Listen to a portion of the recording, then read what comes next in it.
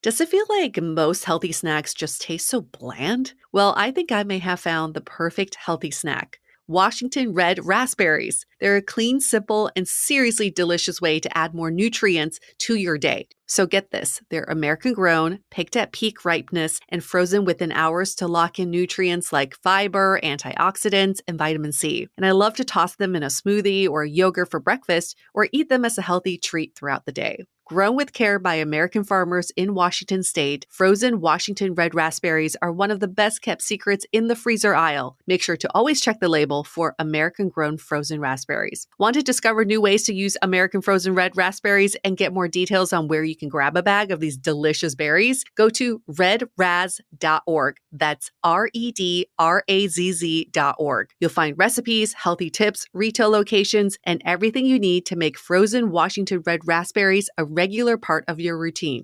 Anyone else so busy these days that it can be hard to find the time to shop, yet alone pick out a good outfit? That's where Armoire comes in. With a clothing rental membership, you can effortlessly turn heads with stylish, everyday looks tailored just for you. In the last couple months, we've done so many book events, and I don't know what I would have done without Armoire. It's been my literal lifesaver, where I can try all sorts of clothing and swap them out if they aren't the right fit, or if I just want different styles. What I love the most is trying new pieces I wouldn't necessarily want to commit to buying, like wide-leg jeans or blazers. Sometimes it's been a no, but other times I've been pleasantly surprised, and I've loved expanding my style a bit with Armoire. Right now, our listeners can give Armoire a try and get up to 50% off their first month. That's up to $125 off. Just visit armoire.style/dateable. That's armoire.style,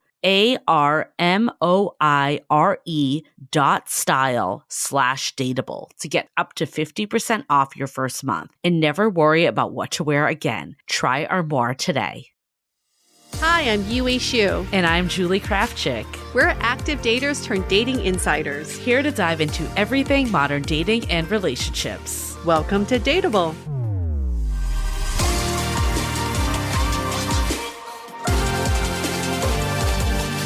Hello, friends. Welcome back to another episode of Dateable. Welcome back to you, Julie, from your birthday trip. Not your birthday trip. Not my birthday trip. Yeah. Friend's birthday trip in San Diego. How was it? It was great. Welcome back to you also from a Florida excursion. We're both doing, beach-y type things in different beaches than normal. But San Diego was fun. It was nice to be down there. I'm pretty exhausted, but it was really fun. Yeah. We weren't there that long. It was a couples trip / people that didn't bring their significant other, just came solo, but it was fun. But it was like a decent sized group, but people, because it was over the holiday weekend, so you had some people like go Friday to Sunday and then others Saturday to Monday, and I was on that boat. And it was kind of fun that it was just like different vibes happening, and there were some nights out and then some more, we did like kayaking and more active stuff. So we got our mix up. It was for a 40th. Compare 40th birthday getaways to 30th birthday getaways. So it felt like 30th to me, like the stuff we did. And I was like, I'm too old for this. Such as? Yeah. Like we went to this bar that reminded me of Butter in San Francisco. Oh, you love Butter though. Yeah, when I was 30. I've been there in 10 years. I did love that place, but I think it may be good to like keep some of that in your memory, Yeah. Instead of, I'm not sure if I would love Butter by 40s. I think it's better to like keep it in the vaults. But have you gone back? I haven't been there in years. Oh. And for anyone that's not SF, it's like a trailer park theme. It's like kitschy, but it was really fun. They used to play like good music. I remembered actually, I went on a date there. I was telling folks, I went on a date there, and it was one of those things like in the moment, it sounded like a really good idea because I'm like, oh, the fun bar that I go out at night at. Oof. We were bonding over that. Then we went at like, I don't know, maybe it wasn't 5, but it was like pretty early, like probably even like 7's pretty early for there. And like I was before like, dinner? Yeah. And I was like, I don't think I need to see Butter in this light ever again. And then his friends came. I remember this. His friends came like later in the evening. and he like didn't tell them we were on a date. So his What? friends were just like, "Who's this girl with you?" And it was really Was it a awkward. first date? Yeah, it was the first date. It was super awkward, and I left, and we never saw each other again. And now you're marrying him. It's a true love story. That would be a good story. And we go to Butter every year on our anniversary. We bring caviar just to make it more fancy. It was fun though. You know, we actually went to La Jolla, and I stopped in a bookstore there. It was called Warwick's. And I actually because our publisher had given us a list of like independent booksellers. Oh, yes. So UA did this too. It's like when we're in different cities, we're like, oh, might as well pop in. I didn't really give them that much notice though. I just went in. Yeah. I didn't give them any notice, not even a little notice. And there was a lot happening, but they were very sweet. And I signed the book, and Nia sent them photos actually, because they just were doing too much that they couldn't do photos. So I was like, don't worry, we got it, and I'll send them over. But that was really fun. We were also in the Warwick's that's at the San Diego airport as well. Oh, look at that. So it's kind of a local chain. Yeah. So that was fun. And we did this kayaking excursion, and it was super fun. It was crazy, like waves. Like it was kind of like intense, but was really fun. But then on the way in, we were like trying to surf the wave, like on the kayak to go in. And my partner and I, we capsized. It was on the way in. It was fun. It was like that moment that I didn't realize it was happening until I was like in the water, tumbling over. We were close to the beach though, so like wasn't a big deal. But he lost his 2 shoes, but they floated eventually. Oh, good. Okay, good. It was didn't fun. lose much. Yeah, very entertaining. sounds like a good combination of like daytime and nighttime. Yeah. We went to this piano bar on the next night, and there was a proposal there. Wow. But it felt fake to me because like they didn't You see hate that stuff. I don't know. I was like, I don't know if this is real, because there was like no emotion like at all. Like I think maybe they had their moment earlier in the day, and they kind of just like wrote it, into the night. But it didn't seem like it was like happening real time for the first time, because she wasn't like surprised, or there's no like emotion on the face. So I'm like, this either is staged or it happened earlier today. Oh, that doesn't sound good. But she was happy. I mean, they seemed happy. It just didn't seem like, oh my God, I'm engaged. It was kind of like, yeah, like there was no like, I don't know, surprise at all. At this point, I just realized some things make people happy, and you do you. I definitely know people who are very particular about how they're proposed to, and they'll give a script, and that's how it should be done. So maybe, it was either completely fake, and they were just like, we want to get on stage and do the stuff and get attention, and we're just going to make up some total BS story. That's option 1. Option 2, they're writing it from earlier. Or option 3 is she knew exactly that this was the place it was going to happen, and it happened, but she just wasn't surprised because she gave up that script. Option 4, I watched a video of this couple that does fake proposals around the country to get free drinks and food. That's what I mean. I feel like it was maybe staged. That was option 1. I wouldn't have passed that. I think option 1 to me is like maybe one of the higher options, because they like came on stage. Were there other people celebrating? No, they were the only ones.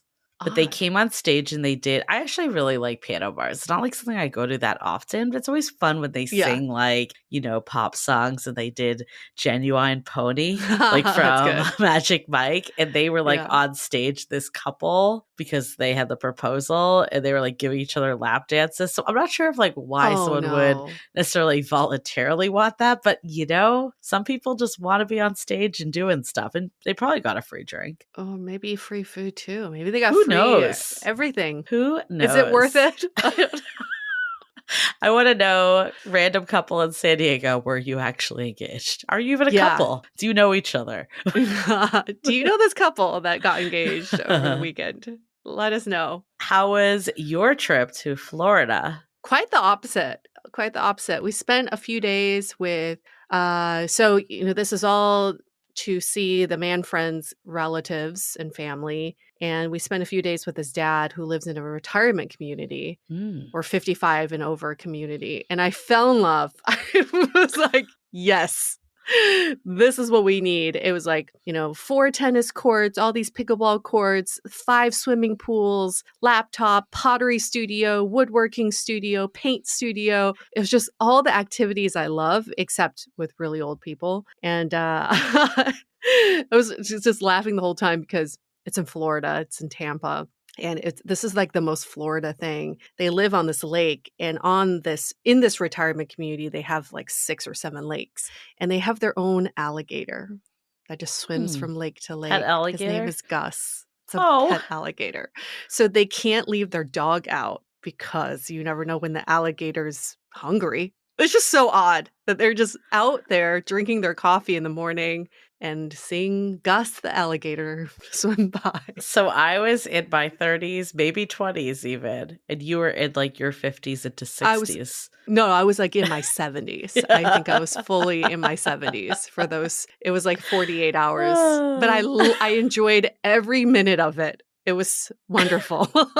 You can span different generations no matter your age. Age is That's just the a beauty of being in construct. your Yeah. 40s. You can go younger, Different you can go older, directions. you can hang with all kinds of different people. But we did end up in Miami for 4 days with his sister, half sister. Okay. And she's wonderful. She's my exact same age. She and her husband are wonderful, and they're very fun, and they don't have kids. So, it's definitely a different vibe. And Miami is just like such a party scene. So we dabbled a little bit in that Okay. culture, but we definitely didn't hang. Like I still went home before 11 every night. Okay. Yeah. I mean, I did not partake in this, but my friends were out till 3 in the morning both Damn. nights. I know. They can roll. Birthday girl was out. I was like, you got me till almost 1. That's pretty good. That's pretty good. That's longer than you lasted for your birthday. So I have 2 Instagram accounts, like outside of Dateable. Like I have my personal that's really, honestly, at this point, it's really reserved for people that I know intimately well. So if I don't accept you, it's nothing personal. Offended. It's nothing personal. But that's why I made my Julie Krafchick handle. And I feel like the personal one, I would think that like people would tag me. And I know this is very confusing to my friends. So my friend tagged me on the Julie Krafchick one. And I didn't really like think about it. And I like reposted it. And it's fine. Like it's not, whatever. No, I don't care. But I was just like, it's kind of funny because it's like not really something I'd ever post there. And I got like an email about it for some reason. Like Instagram sent me an email being like something about your posts, like in your story. I don't know if it was like doing well because I don't really post that many stories. Wait, what? What is the email? Like no, you got to be more. No, I you forget can't be what this the email vague. was. Oh no, I remember what it was. It was is our email for, oh my God, we have too many Instagram accounts for exit interview. It was sent to that email. And because like it's not that active, right? It's like, check out the stories of Julie Krafchick. You were on there also. And like other people. I see. Okay. And I was like, wait, why do I have a story up? And then I'm like, oh, I posted to the wrong account. Take that down. Okay. Yeah. That makes more sense. That's I was what like, it was. wait, Instagram sent you an email? You're like, what is this? This is Instagram's not like, consistent. you should take that down. That's not you. Yeah. Your account's been hacked. But I love that we're talking about retirement homes. No, this is a weird transition. But, we're talking today about meeting later in life. Yep. And I mean, neither one of us would ever say at an earlier point. Later in life, I think, is a subjective term because I actually even think I met someone later in life. Like, because, it's all, again, all subjective to what you think is the quote unquote timeline that you're supposed to hit. But I feel like if I met someone in my 20s, I would never be like, oh my God, 1 o'clock, that's so late. And you would never be like, oh my God, a retirement home. This is my dream. Yeah. This is exciting. So it just shows like how things shift in your relationships, in life, in so many ways. But like we said earlier, you can also embrace other ages at any time. But this whole conversation is really about like how it's never too late, how even if you met someone earlier in life and thought that was the person you were going to be with, life has its surprises. And sometimes we end up with different people later on, and that can actually be a beautiful thing. I did on this trip get to spend some time with people from both sides of the spectrum. Like Okay. his brother and his sister-in-law have been together since their 20s. Okay. And his half-sister and her husband, they've been together since their early 20s. Like they met at their first job after school. And then his dad has been married to his wife for 10 years. So I guess you say that later in life because he's in Hmm. his 70s. And I realized the big difference for me is because I consider like meeting someone later in life is we spend a lot of time talking, kind of like catching each other up on our Yeah. earlier years, like Oh, talking about interesting. what were you Yeah. like in your 20s and your 30s? What were you like as a kid? And I don't like his brother and his sister-in-law. Obviously, I don't know their intimate conversations, but they've known each other through Yeah. those phases. So they're more like talking about a lot of like future planning with their kids and everything. So Mm. it's kind of fun because I realize meeting someone later in life gives me a chance to get to know them and have Yeah. all these opportunities to talk about the years I didn't know them. Yeah, I think it's like either way, it's merging your life and it's just like, what does that life look like? I think it's interesting now. I mean, obviously, I'm getting married for the first time in my 40s, and Hmm. just like the amount of like stuff you've built before and like bringing that into a marriage and like Yeah. adapting. I think it's interesting because you obviously are more independent. But then if you were like met earlier in life, maybe a lot of that would just be more like automatic because it's just you two building like Yeah. all that from the ground up. But I think either way, there's no wrong or right. But I love this conversation that we're having today with Sandy Weiner, who's a return guest. She's a dating coach. She has the podcast and she's the founder of Last First Date. And she's all about, helping people, navigate love, whatever your age, and especially quote unquote later in life in that second act. And I think it's just inspiring to hear her perspective of how meeting later in life can be the best thing if you let it be. And also Hmm. from all of her stories of her clients. She actually recently wrote a book called Love at Last that documents some of these stories. And it's really nice to see how, like, people can grow with their own selves and meet people at different time periods. And then, like I was saying earlier, like if something didn't work out the way you thought it was, it's never too late. I think that's maybe one of the beauties of today's dating landscape is that like it's never too late to start again. So if you find that you're in the wrong relationship, it doesn't mean like, oh, I'll never find love again and it's over for me. It's the beauty of love. You're never too late for love. It's never too late to start looking for love. That's why we truly preach the fact that we can't give up on love. It is worth it and it is accessible at any moment in our lives. So if you're, feeling like I'm not where I want to be right now, everyone else has Mm. settled down and I'm not there yet, this episode is definitely for you because it will give you, first of all, inspiration that your great love is still very much out there. And then also for the folks too that are starting that second time around, what could be actually the benefits of doing things a second time and not looking at it like, oh, a failure or something that didn't work out in the first place. Yeah, starting from experience and not even the second time, third time, fourth time, Yeah. fifth time. Like there's no cap to any of this. Okay, well, we're going to get into it in much more depth with Sandy. But before we do, quick announcements at Dateable Podcast.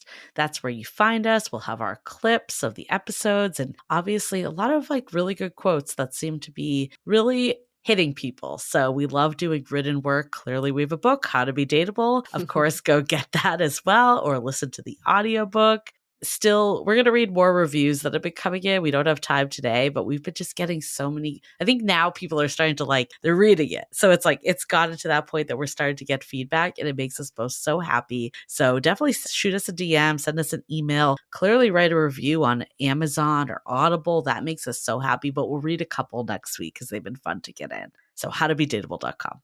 Okay, well, before we get into it, let's hear a message from our sponsors. I am so relieved to say that the days where shapewear feel like torture devices are over. Seriously, who invented those things? They were so uncomfortable. But now, have you discovered Skims? because I'm a Skims believer, and it's just too good to keep all to myself. The Fits Everybody collection from Skims is like nothing I've ever tried before. And here's a funny story. When I first got the cheeky bikini underwear, I thought they had sent me kid sizes because of how small they looked. I was like, this is not going to fit me. But then I was shocked that they stretch to mold to my body and they're so comfortable. I feel like I'm wearing nothing at all. And best of all, I found the perfect color to match my skin. So these undies don't show through any white pants. Skims truly live up to the hype. Shop Skims Fits Everybody collection and more at skims.com. After you place your order, be sure to let them know that we sent you. Select podcast in the survey and be sure to select Dateable in the drop-down menu that follows. As we're headed into summer, I feel that familiar urge to refresh my closet, but I'm not wasting money on pieces I'll only wear once or for just one season. With Quince, everything is half the cost of similar brands. By working directly with top artisans and cutting out the middleman, Quince gives you luxury without the markup, like 100% European linen shorts and dresses from $30, luxe swimwear, and so much more. I have my eye on their Italian leather platform sandals in cashew and may just be getting these in time for my bachelorette party. Their clothes are timeless, lightweight, and far more elevated than anything else at this price. Give your summer closet an upgrade with Quince. Go to quince.com/dateable for free shipping on your order and 365-day returns. That's QUINCE.com/dateable to get free shipping and 365-day returns. Quince.com/dateable. Okay, let's hear it from Sandy about love at last.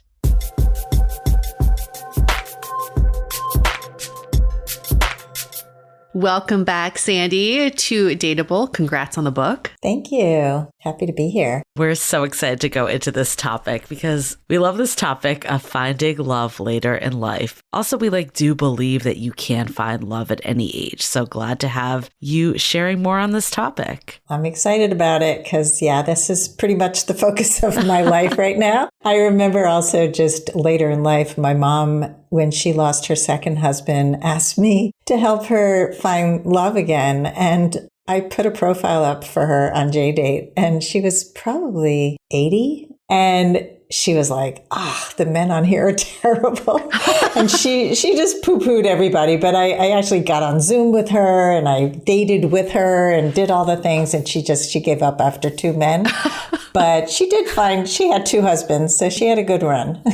That's 2 more than I've had. So she's doing great. But what does later in life mean to you? Well, I deal with people like 40 and up. So I don't know, 40 doesn't sound so old when I'm 68, but later in life is generally over 50, I guess. But I think, people when they hit 40, they're contemplating whether they're too old to have children, what relationships are to them. Maybe they've been busy with work and haven't focused so much on relationships. And so things change a lot with maturity.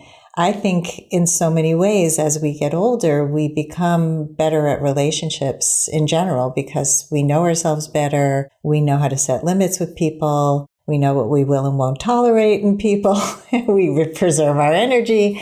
So a lot of the best relationships, I believe, happen later. I think it's a subjective term too, because I would even consider myself, I met my partner at 37, but I think you get so much messaging around you need to find someone by 30. So of course, everything is subjective to where you are and what it is, but agree fully with you that I'm glad in retrospect that I met my partner when I did, even though it felt later to me. I'm curious, your experiences either with yourself or your clients and why you think this actually is a good time to meet someone. Well, I was 28 when I got married, and I thought I was really old. And so subjective, right. I mean, when I look back now, it's I would totally tell my younger self that you have time and that there are other people out there and that you don't have to settle on somebody who really isn't the best match for you because I wanted children, because I wanted a family, because that was the messaging. You're successful if you're married and have children. That was was it. Mm-hmm. So I got married to somebody who I thought was going to be safe for me. And it wasn't. Because it wasn't the right match when we had struggles, it fell apart. And I still stayed for 23 years.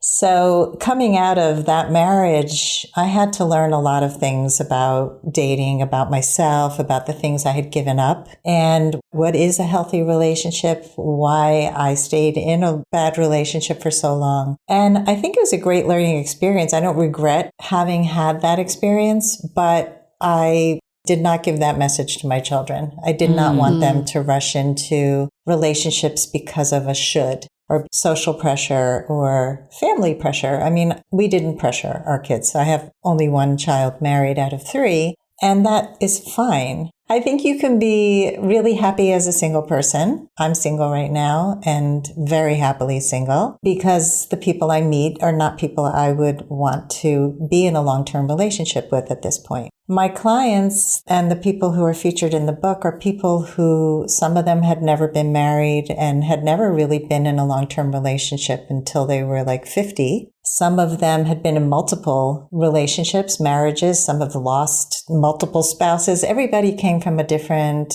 place. And one of my favorites was a long-term client. We just used initials for her. She had gone to Italy and met her partner there, but it was such a non-linear relationship. She and I had worked together for so many years, and she had been married once, and all of the relationships she had subsequently were really unhealthy. And she was holding out for somebody who would be amazing and was not finding it. She knew exactly who she was. She once sent me like a folder of all the stuff she had gathered and accumulated from other coaches and from books she had read. She was an achiever from your book. Sounds like it. I love now that you're like, I can identify the lingo. Exactly. And she went to Italy and had this crazy thing happen to her where she met this guy, and it was a total accident, and he was with a partner and would never have happened, but he's perfect for her. And she really never expected it. So this was just a chance meeting and a surprise. And so many of the people found love in surprising ways. And I think that's an important thing to keep in mind, that love often comes in a surprise package, not in the package we expected. And it's great to say that on the other side when you've witnessed it. But we know that a lot of our listeners are going through this phase of, is it actually going to happen for me? And will it actually happen for me? And so many people feel left behind, or they feel behind in general in their timelines. What would you say to people who are just looking for that glimmer of hope? Well, first of all, don't give up hope, but also do the work. It's a combination of hope and work. It's like that joke where the guy is in a boat and the boat is flooding, but it's like he keeps asking God to send him a sign and help him. And God gives him every single thing. And he's like, but you didn't save me. So, it's like you don't see what's in front of you, or you don't do the thing that you need to do in order to overcome certain obstacles, habits that you have, beliefs that you have. I mean, if you watch any of the shows on TV, the reality shows, you really can get a great glimpse into what people do wrong. And you're probably doing the same things. I know I have, right? Like talking too much on a first date about yourself, or not sharing anything that's interesting, but sharing a lot of facts and not going deep enough, quickly enough. So being aware of those habits and beliefs that might be getting in the way, that is the missing piece for a lot of people. I think one thing that we've heard from a lot of people that I've also struggled with is patience. Like, how do you, especially if you've been on a slew of dates that didn't go anywhere, or you've had those relationships that didn't pan out, like, how do you have patience that there is still something better out there coming for you? Go to the gym a lot. I'm not kidding. Do things that make you happy outside of dating so that your focus isn't only on dating. Yeah. And I think if you balance your life really well in that way, where you're doing meaningful work, whether it's work for pay or volunteer work, you have great friendships, focus on your whole life. Because if dating is your hyper focus, you will have no patience because it's not coming fast enough. Yeah. And then what about the flip side of that, when someone gets so comfortable single They live this amazing life, this grand, fulfilled, balanced life that it's hard for them to make room for another person. Yes, I remember Ariel Ford talking about this, where she said, if your room is decorated as a woman all in pink, your bedroom, and you only have one nightstand and you don't have any room in your closet for a man to put his clothes. Like, think about your life as if, and it may sound very woo-woo to people, but I actually think like even just adding an extra nightstand on the other side of the bed can help you to get into that mindset. I think the other part of it is a lot of people who haven't experienced a healthy, loving relationship don't know what that feels like. So they close themselves off to relationships because they feel like it's just going to be more of the same. Yeah. So it's going to be draining, and it's going to be, I'm going to have to give up so much to be in that relationship. And that is a false belief. Yeah. So again, that's an education piece of surround yourself with people who have healthy relationships. Like find your one friend who's happily coupled, hang out with them, see what that feels like so that you have a felt sense of what to look for and what it's going to feel like, because the feeling is such an important piece of this. So I think there's obviously a subset of people that have had a lot of relationships that maybe weren't healthy that they could compare to. What if you're in the stage that you just haven't had that many relationships and you find yourself later in life and behind? Because we do hear of people that haven't had their first serious relationship till their 40s or 50s because they've just either been out of dating or dates that never went anywhere. How do those people even benchmark what a healthy relationship feels like if they have no comparison? Yeah, so I think besides hanging out with somebody who is in a healthy relationship, I think doing the work is crucial. Lisa, who is in the book, she was 50 when she met me, and we spent the first, I don't know how many months, helping her heal from the loss of her mother. I mean, she was devastated, and every single session she was crying and working through that. What are you holding on to? What about that relationship is hard for you to move on from? And what didn't work in other relationships that she had? They were short term. They were not fulfilling. And the first person that she dated when she finally got to the dating part was a person who wasn't capable of being enough for her. And she stayed as long as she needed to and then moved on and then met the partner of her life. But she had never felt what it would feel like to be in a relationship like that. She had to work through a bunch of things in order to get there. And that's often the process. People are shocked that like, it's not just, let's learn how to flirt really well. Yeah. Let's learn how to, I had a client who came to me and said she had interviewed a dating coach who told her she needed to wear more form-fitting clothes and more low-cut, right? Show more cleavage, grow your hair, because men only like long hair. Boy. And I was like, oh my God. No. This is not what's stopping you from finding your person. No. And so we were fed all of this garbage, and then TV and all the movies and fairy tales. And it's not a fairy tale. There is a mental shift for dating later in life that I often think about, which is dating later in life, you are going to be facing more serious problems in someone's life, and probably right away. Loss in the family, illness diagnosis. I do feel like there is something about dating earlier in life that you can bypass a lot of like the hard stuff till later. You can have more of the fun, ignorant times when you're in a new relationship. But later in life, I do find it hits people a little earlier in their relationships. Let's just talk about that, because that's kind of a fear of mine, really, to even think about that. Could I get into a relationship with someone and right away I find that they've been diagnosed with something or they're going through something really traumatic? Have you dealt with clients going through that? And then what would you say to people who are scared of something like that? Yeah, it is definitely a consideration. For a lot of people, they don't want to date at all, older people, because they're worried about loss. I had a client who, she was in her 60s and he was 10 years older. And he had cancer. He had like an ongoing cancer diagnosis that was treatable, but it was a diagnosis. Yeah. And they got married.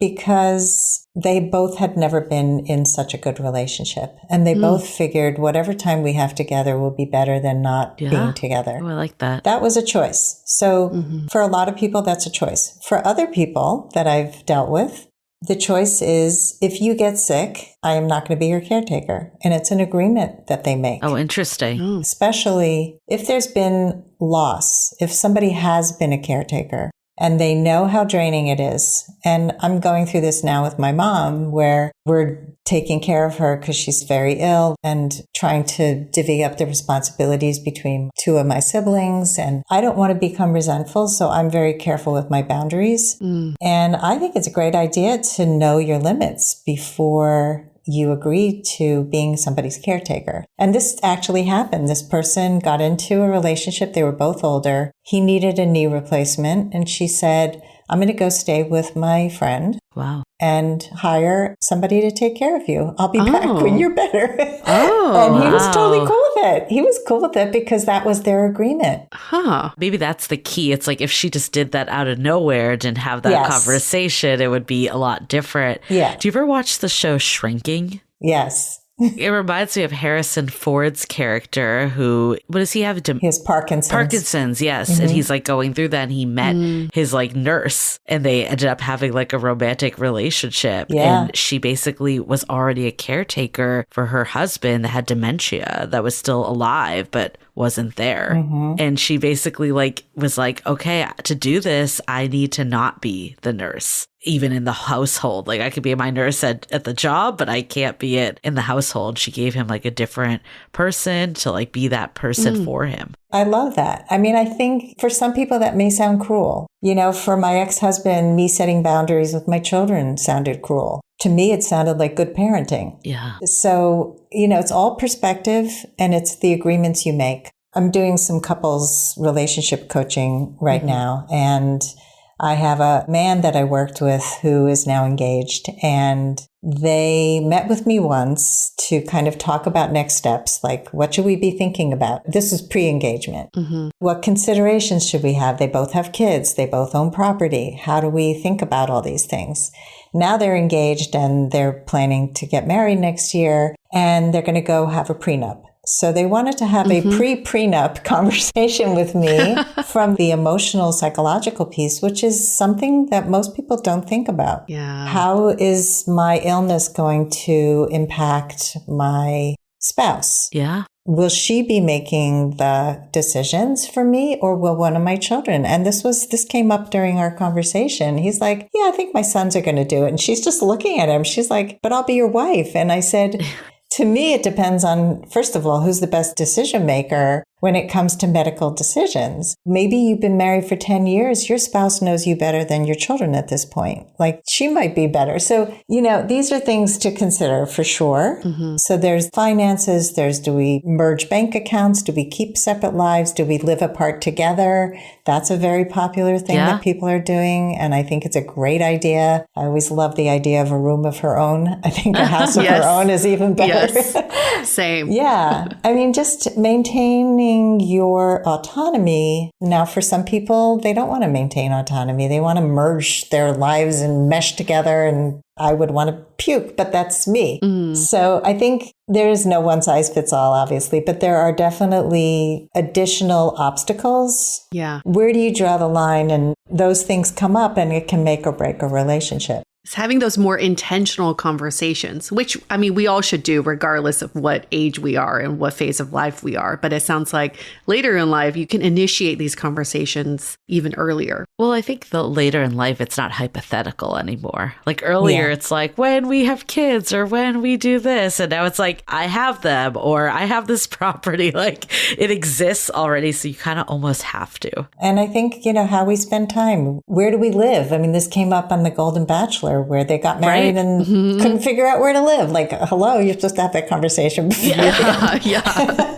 Right. Why did no one ever talk about that? Yeah. Right. Oh, well, it's TV. But yeah. But those are that's huge. I mean, so my sister got married again at, like, I think she was 70 when she got married the second time. And for her, there were things about him that she didn't know until they were married because they came out. Like, he has ADD. And what do you do with that? He's not being treated. It's affecting the marriage. Why didn't you tell me before? But because he was the kind of person who was amenable to growth, and because he was the kind of person who could talk things out, and this is what she said to me when she was thinking of getting married to him and telling me about him, I said, it sounds like anything could be worked out if you're with a person who is open, not defensive, and willing to grow. Yes. To me, that's essential. And so they've been able to work it through. And it's a beautiful relationship that really blossomed because it was hard in the begining. I think I've experienced that as well in my relationship. And we met at 37. So I was 37. He was 39. But I think I hold on to that, what you were just saying of like, we can work through it. But one of the challenges that we've both had is that we kind of bring our old bad habits to the relationship, or like the ways that we've done things for years that have kind of gone unchecked because we haven't had that person around maybe to tell us about it. What would you say to that? Because I think like that's definitely a challenge in later in life. And I promise our listeners we will get to the benefits, because we don't want to just be doing like all the reasons it's terrible to be later in life or hard parts. These are benefits too. You're going to be having these conversations. It's just like a little earlier. That's true. It just comes out earlier. Well, I think, again, the awareness piece is one of the most important things in any part of growth. So if you're aware that you're triggered because of a past thing, then you can talk about it. Mm-hmm. You know, sometimes after the fact, sometimes you lose it and then you say, hey, I'm so sorry. I just, that was something from the past that had nothing to do with you. Or it did have something to do with you. Yeah. But, being able to know the difference between a me thing, a you thing, or an us thing is really important. And the willingness to say, I'm taking responsibility for my share and I'm going to work on it. And here's how. I have a couple that I'm working with. I worked with her first and now she's in a fantastic relationship. And they have a big pay discrepancy where she was extremely careful with finances and he is a financial planner who did not plan well for himself. Ooh. Mostly because he was kind. He was so kind. He was giving away money. I've had other clients like this, like they just didn't manage well. And he also had kids going to college. I mean, there were a lot of things that led to debt. So she wasn't sure if she should break up with him over this. And everything else is fantastic. And so they ended up starting coaching together with me to work this out. And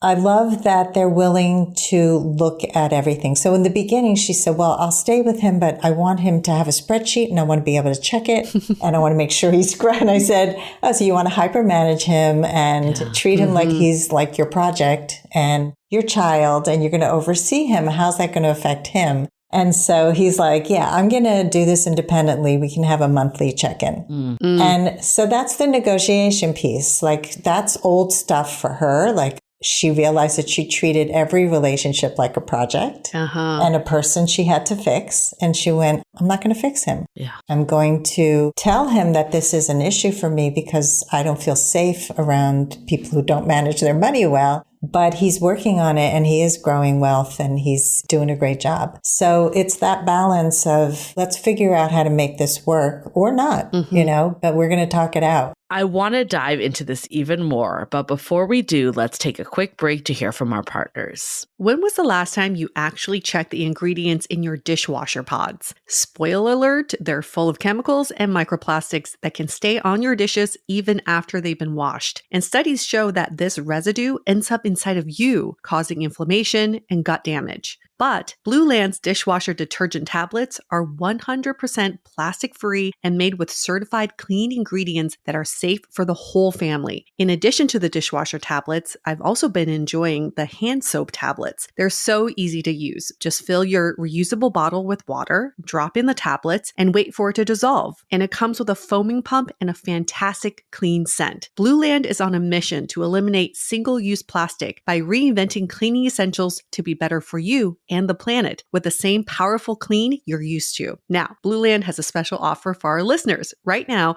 get 15% off your first order by going to blueland.com/dateable. You won't want to miss this. blueland.com/dateable for 15% off. That's blueland.com/DATEABLE to get 15% off. Has it ever felt like you're doing everything right, eating healthy, working out, but your energy still crashes? Or your mood swings hit out of nowhere? I know I have. What I've learned is that a lot of these issues are tied to changes in my hormones. That's where Happy Mammoth comes in. They offer a free 2-minute quiz that can help you uncover the root cause of your hormonal symptoms. It's super easy. Just answer a few questions. You'll get a personalized recommendation to help support your hormones and start feeling better. From the hormone quiz, I learned that my estrogen rises and falls unevenly. So the solution is hormone harmony, which could help with bloating, anxiety, fatigue, overwhelm, and more. Ready to start feeling like yourself again? Head over to happymammoth.com and take their free 2-minute hormone quiz today to find the ultimate answer to your stubborn hormonal issues. And for a limited time, you can also get 15% off your entire first order with our code DATEABLE at checkout. That's happymammoth.com and use the code DATEABLE for 15% off today.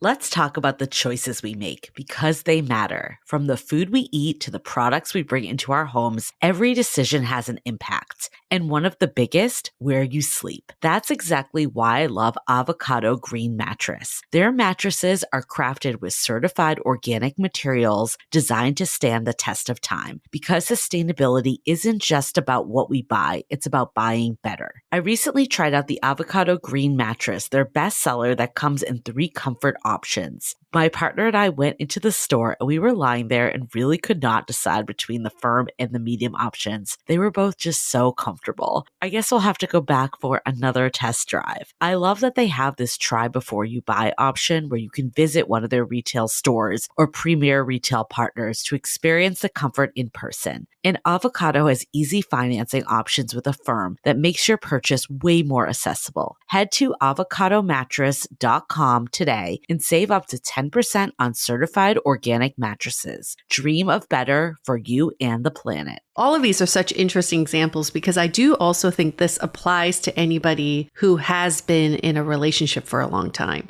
because your relationship evolves throughout the years. And I can always recall the time I did group couples therapy with my ex.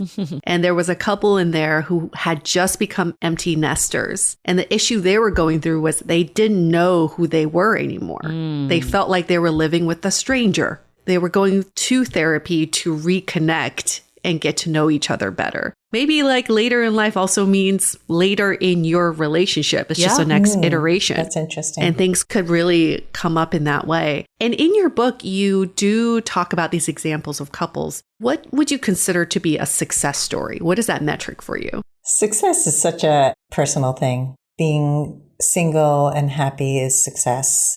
If your goal is to be in a healthy relationship, and you have a pattern of being attracted to people who are toxic to you, success is getting into that healthy relationship or breaking that pattern or no longer tolerating bad behavior. So success can be so many things. I think in the book, it was the couples that I featured, they came from different places. Some of them had really no idea why they couldn't make a relationship work. And once they stopped looking for their type, for example, this is a big deal. Yeah, they're my type. Oh, how's that working for you? So yeah, always going for your type or the initial sparks and letting things percolate and grow and seeing the qualities in a person that really were meaningful to them. Those were the things that really mattered in the end. And these people are happy in relationships that are continuing to grow. I think that to me is also another metric of success. Yeah. You don't just get into them. You continue to nurture them and grow these relationships. And I was just talking to a friend of mine last night who is widowed, and he's in the first relationship. He dated a bunch, then he stopped dating altogether. And so this was really the first relationship. And the woman, they're great together. They met on Facebook dating, which was an app that he didn't even want the app on his phone because he hates Facebook, but he was on Facebook for some groups that he belonged to. And he was like, oh, got to put it on my phone. He was like, what is this Facebook dating thing? And they're like, put up a profile. So he puts up like the worst profile. He has like one picture and he writes very little. And this woman in his town finds him and he writes that he's a storyteller. So she looks him up online with his name and storyteller, his first name, and finds videos and learns about his wife and his relationship with her. Wow. And that was the profile that she fell for. And so they started dating and it's been amazing. Like they're talking about everything. And he was a guy who was very shut down before he met her. Like his whole life, he was never a vulnerable, open person, very calculated. And she's bringing out all these things in him. And so that's an example of you bring people together, love after loss. He was open. He really wanted to find somebody, and his wife wanted him to find somebody. She's the one who is worried that he's not going to be able to love two people. So that's been an issue that they've talked about many times. But I love seeing who he's becoming. Like she's introduced him to Tai Chi and to crystals and to lighting out his aura. Oh my goodness. He goes, do you know what the chakras are? And I'm like, what happened to you?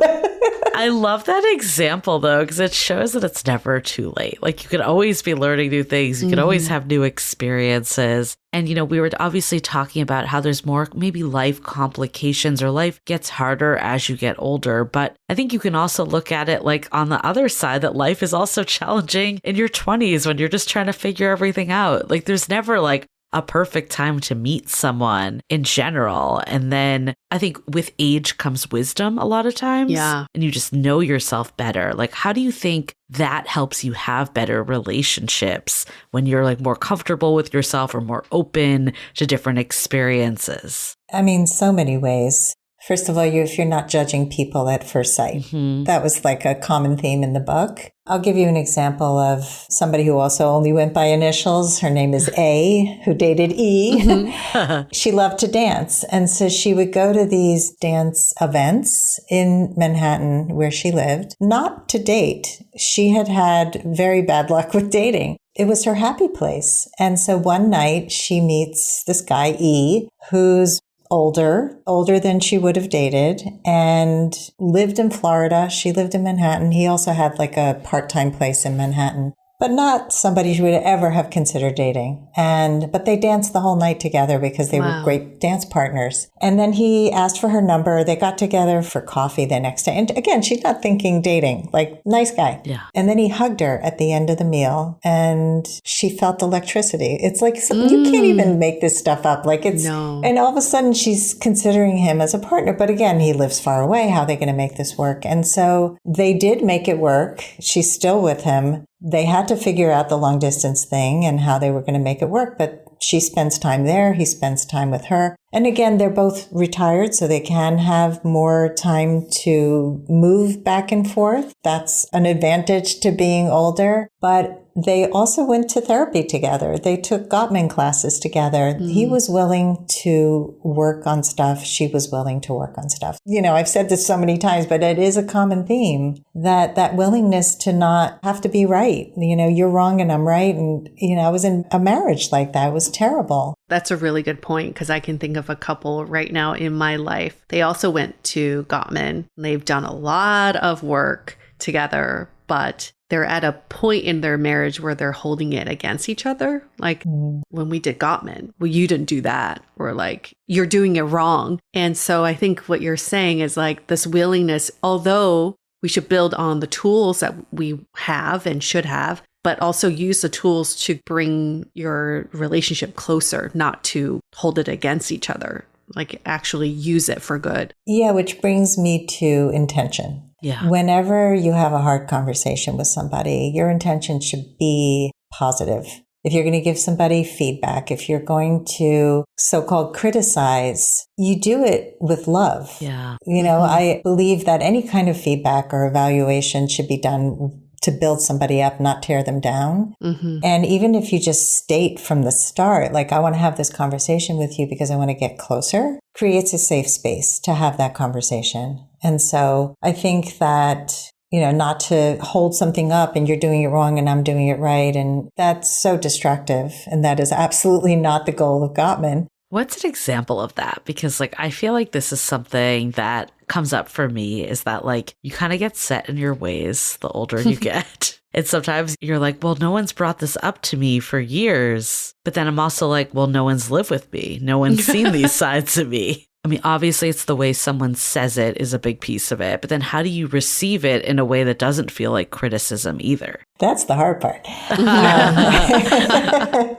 I would say thank the person for being willing to have a hard conversation with you. It takes courage because a lot of people don't say anything and they just hold it against them. Thank them. Sometimes it's not even about you, it's about them. And so, if nobody's ever said anything like that to you before, that might be a sensitivity of theirs, and it might be something that you're not going to really change. But you can take it into consideration. It depends on what it is. Like if somebody is always leaving the milk out, I don't know. Right. I mean, this is something that happened in a friend of mine's marriage. He would leave the cheese out or the milk out and it would drive her crazy. I think it's also understanding, I had a daughter who had terrible ADD and she would leave the front door open in the winter and go out to school. And I was so mad at her, you're doing it, you don't care about me. And I got coaching for that. I got coaching to learn that this is how her brain works. And this isn't personal. This is really about her. Should she do better? Yeah, it would be great if she did better. Right. If I get upset about every single ADD related thing that she does,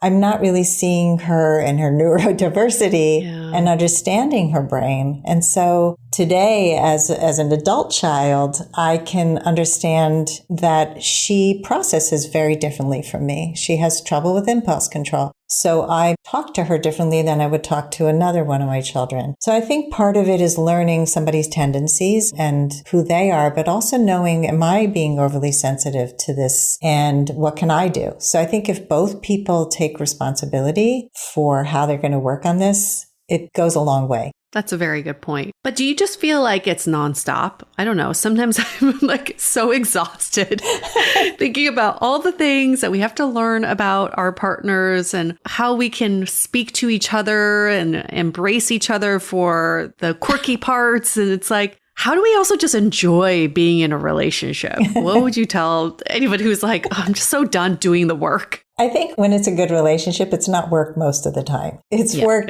on occasion. And it's usually the same issues over and over because there are always things in relationships that will not get resolved. So you learn to use humor. You learn to not have to overthink it. Yeah. One of the couples I was talking about earlier, she spent so long trying to get to know her boyfriend that they were in the talk phase for a month and a half and not touching. And I said, more touching, less talking. I was just and you can go in the opposite direction where they needed to stop talking and over analyzing everything. Just go have fun, do things that make you happy. And then you're not driving yourself crazy. So I think you do resolve some things. Some things never get resolved and you learn to live with them. And some things will always drive you crazy. Yeah. I think what's interesting about the later in life is I do think that all this stuff is inevitable. No matter when you meet your partner, it just might come faster later in life. But then on the flip side, I love that you had a story where there was a lesson about don't be in a rush to find love. When you're in your 30s looking for a partner to marry and start a family, it's all about your biological clock. And that makes it really hard and stressful that you're up against this time parameter. But when you're later in life, you can kind of let things more develop more naturally and organically. So I wanted to shift to that because I do think there is another side of later in life that actually might reduce some pressures. Mm-hmm. Absolutely. And I would say what comes to mind is the difference between a scarcity mindset and an abundance mindset. Yeah. I was definitely in scarcity mindset when I was in my 20s and wanting to get married and have children and thinking my ovaries were expiring at 28. It's just a joke to me now. But I thought that I had dated every man in Manhattan and everybody. I had run out of people. I had run out of ovaries. I had run out of everything, run out of time. And, because I didn't know that there would be more options. Today, when I'm dating, if a guy says something and it's, that's just totally crazy, or if he's not showing up and he's not pulling his weight and he's not investing, I'm out. I don't try to make it work. I don't work harder. I would rather be single. And so I have great friends. I have a great life and I've built this life. Yeah. And I think that hopefully you've done that. Like a lot of people have not. A lot of people come out of long relationships and they don't know where to start and they don't know who they are. And I think you have to work at that, build something that you love. And that gives you that kind of grace of if it happens, it happens. It would be great. I'm putting some effort into it, but I'm also living my life. So I can see for the people that maybe are already have children that pressure is removed. What about for the later in life people that meet someone? 'Cause this, I think, happened to me. It's like I met someone a little later than like the plan, right? And then you're like, well, now I have to do all these things. Like, how do you kind of let go of that side of it too? If you're like maybe straddling, maybe like, not meeting someone super young, but not meeting someone like way later in life. Yeah, when you're still fertile. That's what that means. So some people freeze eggs so that they don't have that pressure. It's not a guarantee, but it does take some of the pressure off. I've had clients who've done that. I've had clients who just kind of reassessed, is that the most important thing to me, having children? And maybe not. Maybe it was. Maybe I need to kind of mourn it and grieve it and move beyond it. Maybe I want to be with somebody who has their own children and I'm okay with that. Maybe I want to adopt. That's true. There are a lot of options. I think for some people, they have married into a family of other people, and it can be challenging. You have to figure out what's your role as a step parent, and that's a whole other discussion. But again, it's always just about clear communication. Know yourself first. Who am I? What do I need? What do I want? And is this person a good fit? And do we want the same things? I dated somebody 16 years younger last year. He was in a very different place in his lifestyle, but he was super hot. Yeah. So I had the attraction piece, which was missing in all the other people I was dating, but he was in the middle of terrible custody battle with his ex-wife, and he had a 12-year-old. My kids were grown. I mean, it was just, we were in very different places and it wouldn't work. But I think the reason he liked older women is because he thought it would be less drama. I didn't bring any of that to the table. We've heard that before. Yeah. Have you? Yep. People that want to date people that are, maybe if you're in your 20s or 30s, you want to date women in their 40s plus because they feel like the pressure to have kids and stuff is off. Not to say that that's universally true in any way, but we have heard people say that before. Yeah. There can be people 16 years younger who have grown kids or don't have kids. Totally. And who are, they're retired people who are 51. It's like, you just can't put people in a box. And that's one of the main messages. And I know you stand for the same thing. It's like, get to know people. People say, oh, I should date only people who are widowed because they will have no drama and no baggage. No, absolutely not true. Yeah. Date divorced people. They're all crazy.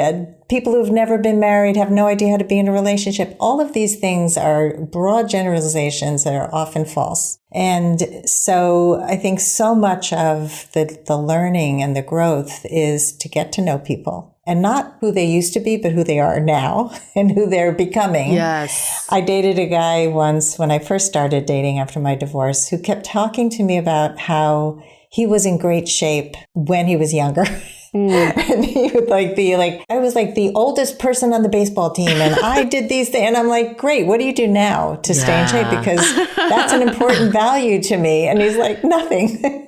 He ate terribly. He didn't work out at all, but he was still banking on his younger self. That's irrelevant to me, who you were. That's interesting because we've heard this before, that sometimes it's like a little bit of a reset of like what attraction means when you're dating at a later age, because you're maybe holding on to something in the past. Like the example you just gave, there's a different vision in your head that's not actually what it is today. We've heard people say like, you know, they've been married for years back in the dating pool and they're like, why isn't anyone attractive? Like failing to also see that they've aged 20, 30 years. So like, how do you rectify this and maybe expand your type and like what's interesting and be more open to the package? First of all, don't write in your profile that I'm young at heart and I look so much younger. And God, please let me be the judge of that. I had a client once who wrote, I am petite and I have blue eyes and I'm very pretty. And I'm like, no,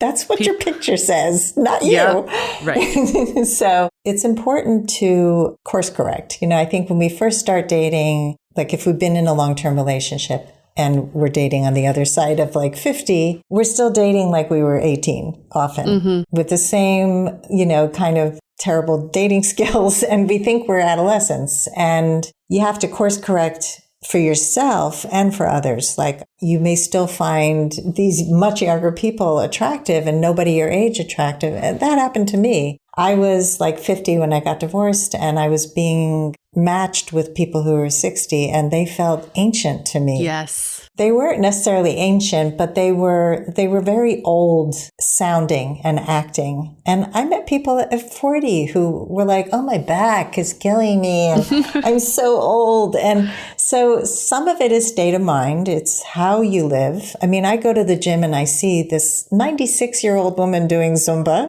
And I'm like blown away that she shows up, she's standing upright, she's moving mostly, but you know, just inspiring. Like you can be 96 and do Zumba, and you could be 40 and say, I can't even jump. Right. So I think, you know, try to stay healthy and don't misrepresent yourself. Like there is beauty to aging. Yeah. And then you're happier. You're more aligned with who you're meant to be. And I think it takes decades for people to get there often. Right. I'm really glad you brought that up because it kind of leads to takeaways, so many from this conversation. But I think a lot of times we think it's like at a certain age, it's too hard to even do that type of stuff anymore, to make friends, to go to these events. But you're just proving with all of this, that's never too late. Every life chapter just opens up more. And I think especially as you build a life that you love, get to know yourself better, all that comes with age, you're able to understand what actually gives you energy and joy. And that's when you meet people. Like when you're going to clubs and you hate going to clubs, you're not going to meet anyone. Right. But when you're actually doing your passions, just meeting people more organically, like you said, like that is when things fall into place. That's one of my takeaways. The other piece is that like relationships are hard at any age. I think there's different pros and cons of meeting someone younger or later, but that doesn't mean it should stop you. And you have to lean into what's the benefit of the stage you're in. You can always be like, well, it would have been easier for me to meet someone 10 years ago. But like, what does that actually get you? It doesn't do anything. What's in front of you today is today. So looking at like, okay, I know myself better. I know what I'm looking for. I know what's important to me. I can share my needs. Like all of these are real positives that you bring to a relationship at a different stage of life. And I really believe like you're never starting over. You're starting from experience. So even if you've been dating a long time and you haven't met that person yet, or you're coming out of a divorce or a really bad breakup that you thought was going towards marriage, like you're still starting with valuable experience that will set you up even better for the next person. I love that. I think people need to reframe their experiences and see the positives, because they often will bring like so much negativity and self-doubt to dating because nobody's going to want to date me because, I mean, one of the clients, I officiated my first wedding this year of a client who thought she was undateable. She's in the book too. She was told by her therapist that she was asexual because she was never attracted to anyone. And I was like, Right. I don't think so. Anyway, their wedding was amazing. He's so incredible, but she had to overcome a lot of these beliefs. No one will date me because I have 2 kids. They're young kids. No one will date me because I'm a full-time mom and I have a business and all of these things. And this guy was like, I want to date you no matter how many blocks you're going to put up. And she did. He kept going and going until he weakened her ice cube that finally melted. And it was amazing. That's such a great story. There's advantages to being where we are in life, wherever you are in life. There are advantages to being you. And sometimes I think we think too much into the future or in the past of what could have been or what could it be, that we forget to just be. And dating is about just being. And I think there's like so much magic that can happen in just being in this stage in life. I like to do this exercise sometimes of like thinking about myself 10 years from now. What would I regret doing if I didn't do it today? What would I regret doing thinking back to myself today? And I think that puts a lot of experiences into perspective for me. Like, this is why I rush to see my parents once a week, because I'm like, yeah, in 10 years from now, I probably would regret not doing that. That's my centering, grounding point, is like, I just want to make sure I squeeze the most I can out of where I am today. And it's a good reminder that your book is also really in alignment with that too. It's like, no matter where you are in life, you can find love if you're open to love. I love that exercise because I think a lot of people, especially if you're hesitating to get out there, they don't realize that there's time going by. And what are you going to regret in 2 years, in 5 years? Like, if you don't get started today, wait another year. And then I met somebody once at a bookstore in New York City, and she said, and when she found out what I did, she goes, yeah, I focused on my career. I forgot to get married. I forgot. But that's what happens. It's like they wake up one day and they go like, oh, and now it's harder. Because then I had more options and it was easier and I was meeting more people and people weren't full of baggage. But it doesn't matter. You can still navigate it and it's still a beautiful thing no matter how old you are. Go for it. I mean, I guess you kind of did this, but if there was like parting words that you would leave someone to summarize just your thoughts on this topic and the convo we had, like what would those be? Work on anything that blocks you from love. And it's going to change your whole life. I think that what people don't realize is the work we do for relationships and dating have so much to do with the fears and holding on to the past and all the blocks that have stopped us from other things and living our lives fully. And then really identifying the core values, the things that are important to us. Again, that is going to help you say no to other things, like volunteering for things that you might have said yes to because you felt you should, and setting boundaries around the things that are important. So that helps you to make those lists of deal breakers and must-haves that are actually true to you and authentic, and then let everything else go. Like, don't attach to the outcome, keep an open mind, and just keep dating. If that's important to you, don't stop. Don't stop believing. Lovely. So great having you back on our show, Sandy. If people want to find out more about you and your book, where can they go? Yes, thank you. This has been a great conversation. I really enjoyed it. Well, here's my book, Love at Last. And I have 2 other books. You can go on Amazon and find them under Sandy Weiner. And my website is lastfirstdate.com. And you can find my podcast there, my YouTube channel, my Instagram, my everything. And reach out. I have tons of coaching programs and courses, and I would love to support you. And you have a very active Facebook group as well. I do. I love my Facebook group. It's called Your Last First Date. And we have 7 monitors who keep the group safe and sane, we like to say. We have very strict boundaries that we are really guiding people to do what they do in the group, to do outside of the group. And so if they're making assumptions, if they're coming in with a lot of judgment, we don't tolerate that because that's really not going to help people. And so, yeah, join us there too. It's only for women. So sorry, guys.